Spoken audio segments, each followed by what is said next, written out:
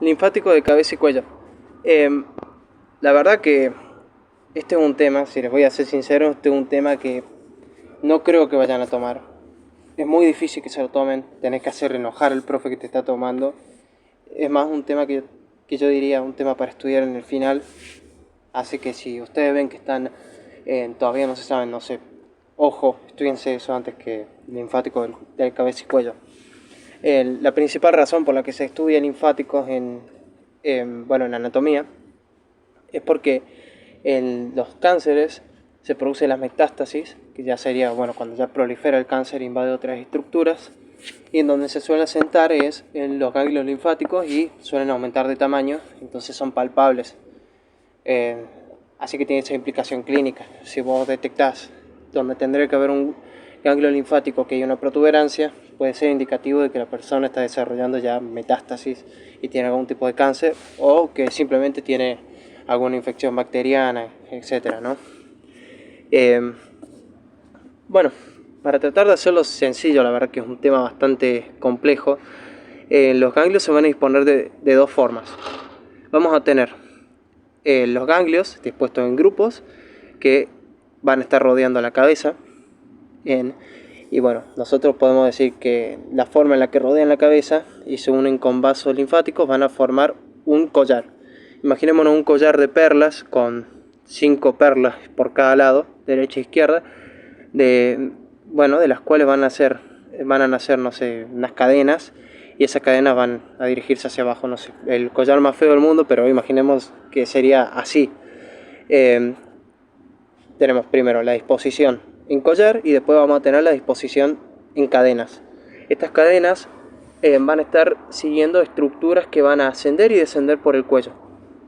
Las estructuras que van a ascender va a ser, bueno, nomás el nervio espinoso, va a haber una cadena alrededor del nervio espinoso, del 11º par craneal, y después vamos a tener cadena de ganglios linfáticos alrededor de las venas yugulares.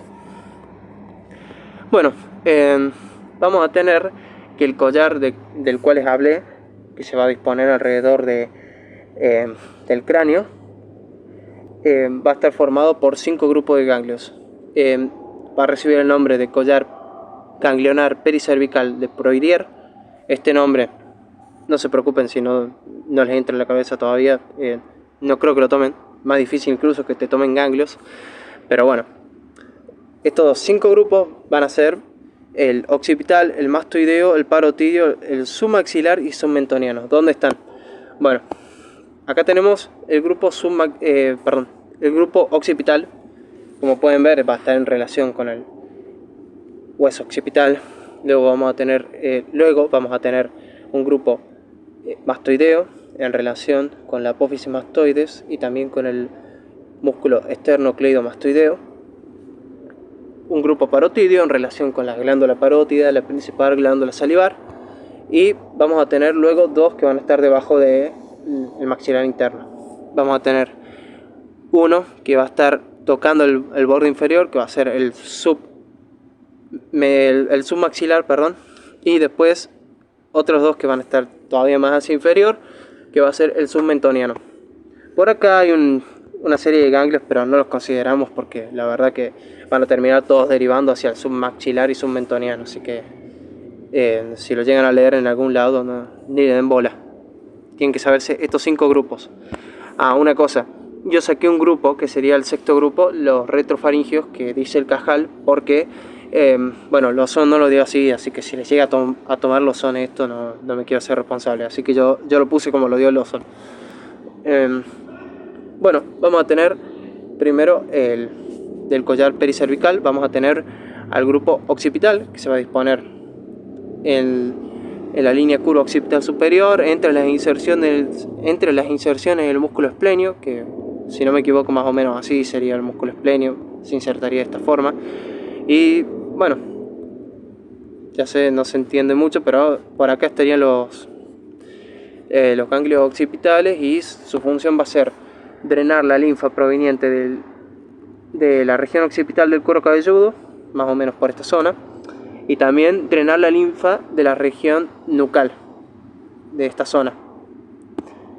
Y nada más, eso serían las áreas donde se va a producir linfa y va a ir a parar hacia los ganglios linfáticos occipitales. Luego vamos a tener los ganglios mastoideos. También se van a localizar, como su nombre indica, en un hueso. Se va a localizar en este caso en el hueso temporal,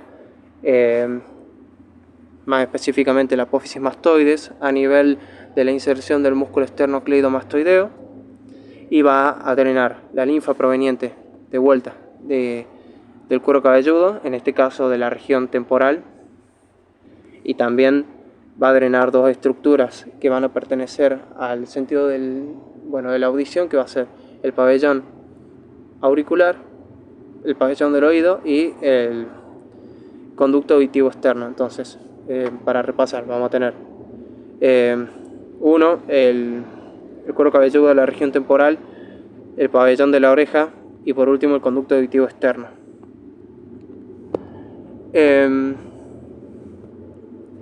Luego vamos a tener el grupo de los parotidios, que sería el tercer grupo que va a conformar el collar. Se van a disponer en tres capas, una superficial, otra media y otra profunda. Voy a tratar de dibujar, espero que no se pierdan. Imaginemos que acá está la glándula parótida y que va a tener su propia celda, que es la celda parotidia.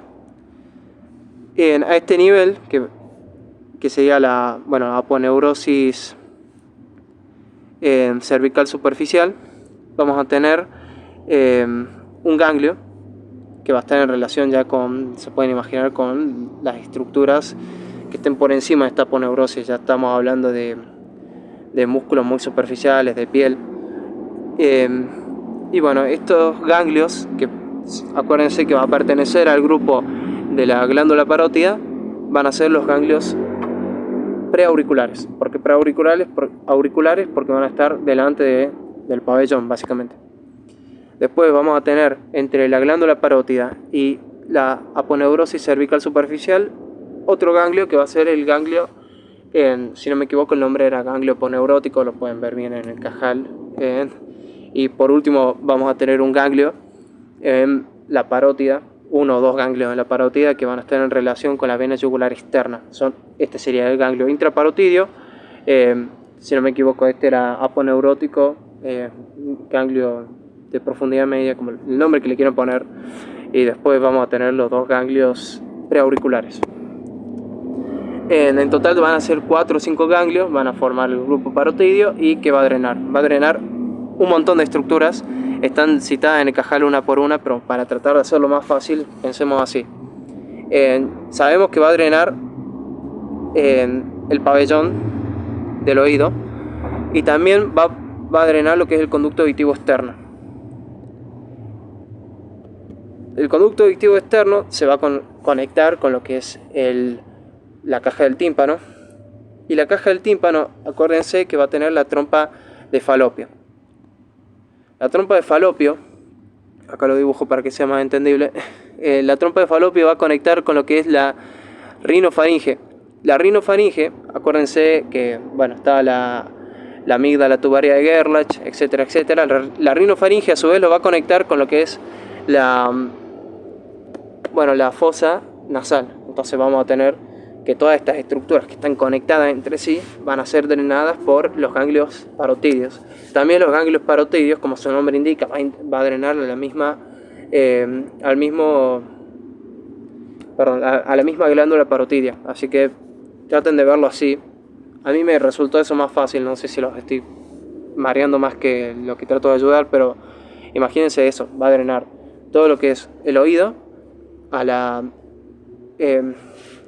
trompa de Eustaquio, y como la trompa de Eustaquio te va a comunicar con la rinofaringe, también con la rinofaringe, y vas a tener me estoy perdiendo la fosa nasal.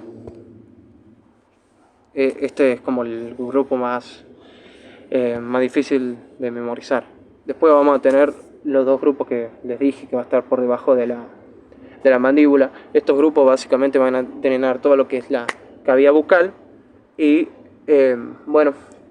va a recibir linfa proveniente de otros ganglios que van a van a seguir a las arterias facial, a la vena facial, así que se pueden imaginar que hay varios, pero lo más importante van a ser estos. Si, se los digo por si llegan a leer en algún lado que hay un ganglio no sé cuánto, no importa, les van a tomar estos.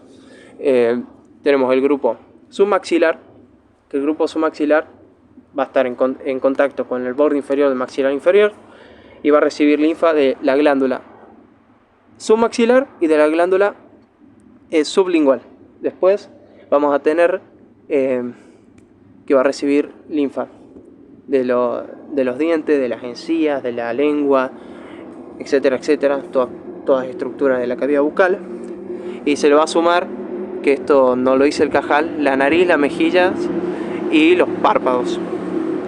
Luego vamos a tener el grupo submentoniano, que va a estar entre los dos vientres digástricos, que va a ser acá, más o menos. Acá tenemos el vientre digástrico anterior, el vientre del digástrico posterior.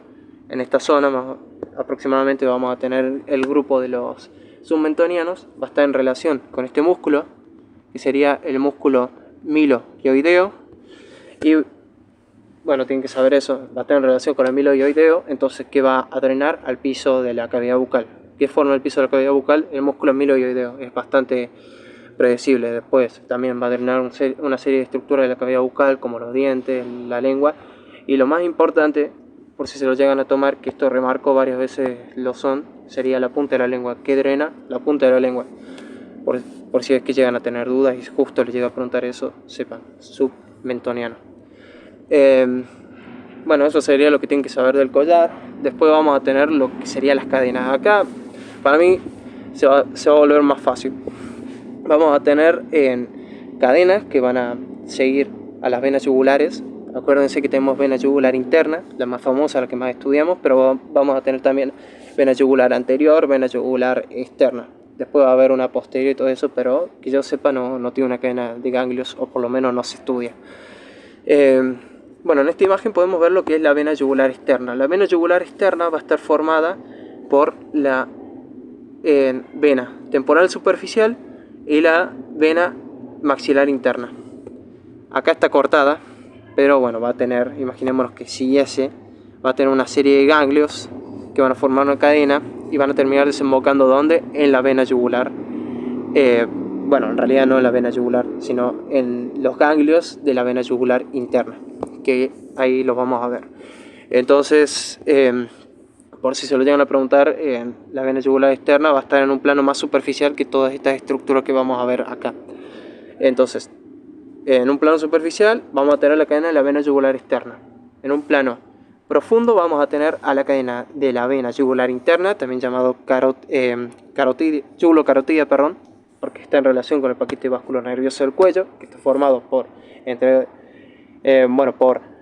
la arteria carótida primitiva, la vena yugular interna, y por el 10º par craneal, por eso tiene ese nombre.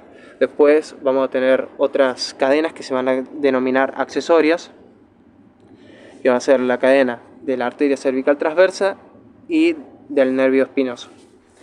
Bueno, ¿qué es lo importante saber de la cadena yugulocarotidia o de la vena yugular interna? Bueno, acá tenemos una imagen de la vena yugular interna. Bueno, lo que tienen que saber es que hacia lateral, esto es lateral, ¿no? Hacia lateral vamos a tener una serie de ganglios que va a formar una cadena y hacia anterior otra serie de ganglios. El más superficial de todos esos ganglios es importante que lo sepan, se llama ganglio de Kaffner. El ganglio de Kaffner, también denominado yúgulo digástrico, bueno, va a tener, como les mencioné, son de esos ganglios que se pueden llegar a palpar y que son indicativos de alguna metástasis. Después tenemos la cadena de la vena cervical transversa, que la sacaron en este dibujo, pero el ganglio que les quiero comentar sería este que acá marqué, que es el ganglio de Virchow-Troischer. A ver, les muestro el nombre por si no me entienden. Virchow-Troischer, así se llama este ganglio, tiene nombre propio. ¿Por qué? Porque tiene implicancia clínica. ¿Qué pasa? Cuando vos podés palpar este ganglio que se encuentra sobre la clavícula, así que si vos ves si vos palpás una estructura extraña sobre la clavícula, puede ser indicativo de una metástasis. ¿Y de qué? Generalmente de vísceras cervicales, como un cáncer de esófago. Entonces suele ser donde se va a sentar la metástasis en un cáncer esofágico. Y después vamos a tener la cadena del nervio accesorio, que nada, tienen que saber que existe. Tenemos el nervio accesorio o el onceavo par craneal, que acá estaría descendiendo, si es que lo pueden observar, y va a tener adicionado en esta cadena de ganglios. Y chao. Eso sería lo que tienen que saber de los ganglios cervicales laterales. Luego vamos a tener, acá es lo que les comenté, que había cambiado donde se localizan los ganglios retrofaringios, que sería el grupo yuctavisceral, según lo son, ¿no? Vamos a tener los ganglios retrofaringios, tiene nombre propio también, ganglios de Gillette, por tanto son importantes. Van a ser la relación posterior de la faringe, obviamente, por eso el nombre. Van a drenar linfa proveniente de la faringe, de estructuras aledañas. Y nada más, eso tienen que saber. Después vamos a tener la cadena de los nervios recurrentes, la cadena recurrencial, que bueno, acá están los músculos infrayoideos tapando, pero imagínense que bueno, por acá pasaría el nervio recurrente. Acuérdense que el derecho es más corto que el izquierdo, porque el izquierdo va a terminar originándose a nivel del callado aórtico. No se basen en esto que dibujé, pero bueno, van a tener una cadena también adicionada, que es importante. Y después vamos a tener otros ganglios que van a ser prelaringeos, pretiroideos y pretraquiales. Van a estar delante de toda esta estructura. Acá pueden ver arriba a la laringe, a la glándula tiroides, y abajo se llega a ver apenas lo que es la tráquea. A ver si borro esto. Sí, esto pueden ver son anillos traqueales. Entonces vamos a tener ganglios que se van a localizar en esta porción anterior. Van a ser prelaringe, pretiroideos, pretraquiales. ¿Por qué? Porque se van a disponer estas tres estructuras para que puedan así relacionar y no tengan que memorizar tanto, les digo. Y después vamos a tener ganglios siguiendo la vena yugular anterior. ¿Cuál es la vena yugular anterior? Estas que vemos acá. Las estoy marcando, y acá van a tener también otra cadena de ganglios que es importante. Y eso sería todo. Bueno, justo pasaron a hacer un ruido, tuve que cortar, pero nada, terminó la explicación, pero les quería mostrar esto, que van a ser las regiones en las que se puede dividir en los ganglios cervicales. No vas a tener una estructura específica en la cual localizar un ganglio. Obviamente puede variar su posición, así que se suele dividir en números, y en esos números donde se van a encontrar los ganglios. Por ejemplo, acá vamos a tener los ganglios cervicales anteriores. Acá vamos a tener, en esta zona es donde podemos encontrar el ganglio que les dije de Virchow-Troisier. Así que es nomás para que sepan, que no se maten tanto estudiando al lado de qué estructura está, porque es variable. O sea, después en la práctica clínica va a ser distinto. Y nada, fin.